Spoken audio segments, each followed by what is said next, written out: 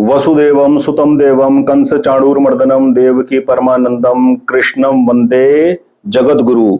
जय Shri Krishna. Welcome friends. आज की इस वीडियो में चर्चा करेंगे रत्न क्यों धारण करना चाहिए।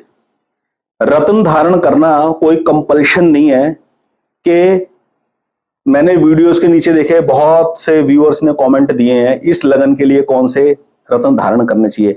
रत्न धारण करना कोई कंपल्शन नहीं है कि हर लगन के कुछ आवश्यक ग्रह होते हैं, यदि उन ग्रहों की स्थिति ठीक ना हो तब रत्न पहनने की आवश्यकता होती है।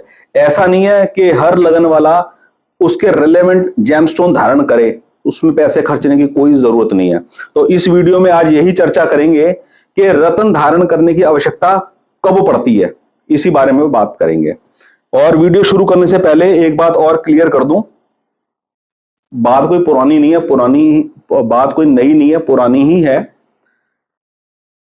एस्ट्रोलॉजी गाइड 1 इस चैनल के ऊपर मैं कोई भी जेमस्टोन सेल नहीं करता, ना जेमस्टोन सेल करने का कोई काम है मेरा, और ना ही कोई जेमस्टोन परचेज करने की शॉप रेकमेंड करता हूं, और ना ही कुंडली विश्लेषण करने के बाद यदि कोई जेमस्टोन की प्रिस्क्रिप्शन होती है उसकी बदले कोई सेमी प्रीशियस जेमस्टोन्स रेकमेंड करता हूं। ये मेरा काम बिल्कुल भी नहीं है। सिर्फ और सिर्फ वीडियोस के माध्यम से मैं मार्गदर्शन करने का प्रयत्न करता हूं और अपना अनुभव शेयर करता हूं। किसी के काम का हो तो उसका लाभ ले सकता है। तो चलिए वीडियो की शुरुआत करते हैं। फ्रेंड्स, सबसे पहला पॉइंट, कुंडली के विश्लेषण के बाद जेमस्टोन पहनना चाहिए या नहीं पहनना चाहिए, इसका निर्णय इस बात पर निर्भर करता है कि हर लगन के जातक के लिए, हर लगन के लिए कुछ आवश्यक ग्रह होते हैं। यदि वो ग्रह शुभ ग्रह, आवश्यक ग्रह उस जन्म कुंडली के लिए शुभ स्थिति में नहीं बैठे हैं तो उन ग्रहों का लाभ लेने के लिए रत्न धारण किया जाता है। फॉर एग्जाम्पल, जन्म कुंडली के अंदर लग्नेश, लगन भाव के स्वामी लग्नेश, सुख भाव के स्वामी सुखेश, भाग्य भाव के स्वामी भाग्येश और कर्म भाव 10वें भाव के स्वामी कर्मेश, ये चारों भावों के ग्रह अच्छी स्थितियों में होने चाहिए। यदि ये अच्छी स्थिति में नहीं है जन्म के समय जातक की जन्म कुंडली में, तो जातक अपने जीवन में किसी ना किसी प्रकार की बाधा का सामना अवश्य करता है। तो ऐसी परिस्थिति के अंदर ज्योतिष में उस रेलेवेंट ग्रह की कृपा हासिल करने के लिए ये कुंडली का कोई दोष नहीं है। ये जो ग्रह है ये जातक के लिए ब्लेसिंग्स है, लेकिन उनकी स्थिति निर्बल होने की वजह से उसका बेनिफिट उसको नहीं मिलता। तो उनका बेनिफिट लेने के लिए उस ग्रह का रेलेवेंट जेमस्टोन रत्न धारण करने से वो बेनिफिट मिलना शुरू होता है। ये रत्न धारण करने का लॉजिक है। दूसरा, रत्न पहनकर कोई एकदम से मिरेकल हो जाएगा, इस बात की कल्पना, इस बात की इमेजिनेशन बिल्कुल भी ना करें, ठीक है। और दूसरा, हर लगन के जातक के लिए अलग रत्न होता है। हर लगन के जातक के हॉरोस्कोप के हिसाब से अलग अलग रत्न होते हैं। बिना किसी लाइफ की प्रॉब्लम को जांचे, डायग्नोस करे बिना, ऐसा बिल्कुल भी नहीं है कि हम अपने हॉरोस्कोप के हिसाब से जो भाग्यशाली रत्न बनता है उसे धारण कर ले और एक्स्ट्रा ऑर्डिनरी अपने आप को वेल इक्विप्ड कर ले स्थिति से लड़ने के लिए पहले ही। ऐसी कोई आवश्यकता नहीं है। जब तक आप स्थिति का अनुभव खुद नहीं करते, आपको खुद असेस करनी है अपनी मौजूदा परिस्थिति। दूसरा, मैंने क्या देखा, जो मार्केट के अंदर कंप्यूटराइज हॉरोस्कोप बनते हैं, जो ऐप है, उसके अंदर रत्न का निर्णय कैसे होता है, एक फार्मूला फिट कर रखा है। लग्नेश का नग पहन लो जी, लगन से रिलेटेड लग्नेश का नग पहन लो, पंचमेश का नग पहन लो और नवमेश का नग पहन लो। नवमेश वैसे इतना भाग्यशाली है, इसका नग पहनने की इतनी जल्दी आवश्यकता क्या है, ठीक है। पंचमेश का नग किस आधार पर प्रिस्क्राइब किया गया है, खैर इस मुद्दे में मैं बात नहीं करना चाहता। उसके अंदर एक फिट फार्मूला है। आप किसी भी एज ग्रुप के जातक की कुंडली बना लीजिए, उसके अंदर लग्नेश का नग, पंचमेश का नग और नवमेश का नग, यही निकल कर आते हैं, 3 चीजें, ठीक है। लेकिन नग का निर्धारण जो होता है वो इस निर्धारण पे होता है, लग्नेश की स्थिति कहां है, कमजोर है कि नहीं है, सुखेश की स्थिति कहां है, कमजोर है कि नहीं है, उसके बाद भाग्येश की स्थिति कहां है और कर्मेश की स्थिति क्या है, इस आधार पर। और 5वां भाव आता है पंचम भाव, वो विशेष एज ग्रुप वालों के लिए है।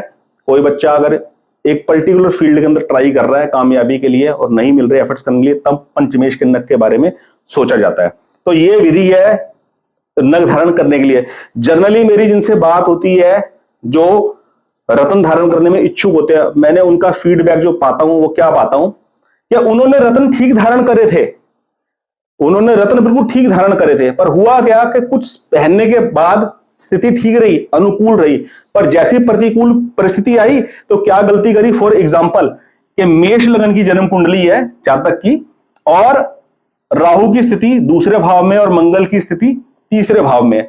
जातक ने सही नग पहन रखे थे, लेकिन जब परिस्थिति विषम आई, बैंक का लोन हो गया, लिटिगेशन हो गया, रिकवरी वालों से डिस्प्यूट क्रिएट हो गया, तो मन में क्या भाव आना शुरू हो गया। थोड़ी बहुत एस्ट्रोलॉजी पढ़ ली किताबें उठा के, तो क्या भाव आया, यार जन्म कुंडली के दूसरे भाव में राहु बैठे हैं, पंचम दृष्टि से छठे भाव को देख रहे हैं, ऋण रोग शत्रु इसको इफेक्ट कर रहे हैं, राहु इस भाव को एक्टिव कर रहा है, इस भाव के फल फलीभूत हो गए। तो कोई राय दे दिया किसी ने कि ऐसे में ना राहु का नग पहन लो गोमेद, राहु की शांति हो जाएगी, तो गोमेद पहन लिया, कंफ्यूज हो गए। पहला सही नग पहन रखा था, अब गोमेद पहन लिया, अब कंफ्यूजन क्रिएट हो गई, अब समझ में नहीं आ रहा, अब समझ में ना कौन सा नग पहने कौन सा उतारे, ये गलती होती है।